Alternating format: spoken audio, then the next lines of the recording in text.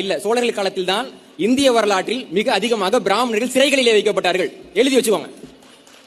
கோயிலுக்கு இன்னைக்கு நம்ம ஆடிட் பண்றாங்கன்னு சொல்றாங்க இல்லைங்களா, நிறுவனத்தை போய் சரிபார்க்கிறாங்களா, அந்த மாதிரி கோயில்களுக்கு பெருந்தர அதிகாரிகளை அனுப்பி கோயில்களில் ஊழல் நடந்திருந்தா அந்த பிராமணர்களுக்கு தண்டம், அதாவது அபராதம் விதிச்சு அந்த பிராமணர்களை கோயிலிருந்து விலக்கி வச்சு பிராமணர்களுடைய சபையாக இருந்த மூலவருடைய சபைங்கிற சபையை அந்த கோயிலிருந்து கலைச்சிட்டு கோயிலுடைய நிர்வாகத்தை விவசாயம் செய்யக்கூடிய வேளாண் மக்களிடம் கொடுத்த ஆட்சி சோழர்களுடைய ஆட்சி. தஞ்சாவூர் பெரிய கோயிலை வேலை பார்த்தவர்கள் ஒரு 3 பேர் பிராமணர்கள், 4 பேர் தமிழ் ஓதுவார்கள், இந்த மாதிரி 3 பேர் பிராமண ஓதுவார்கள் இருந்திருக்காங்க. அவங்க ஆரியம் பாடியிருக்காங்க. ஆனால் அந்த கோயிலுடைய தலைமை பூசரியாக இருந்தவர் பவனப்பிடாரர் என்ற தேவாரம் பாடக்கூடிய தமிழர். அந்த கோயிலை நிர்வாகம் செய்தது விவசாயம் செய்யக்கூடிய மக்களை கொண்ட அவையை தவிர பிராமணர்கள் அந்த கோயிலை நிர்வாகம் செய்யல.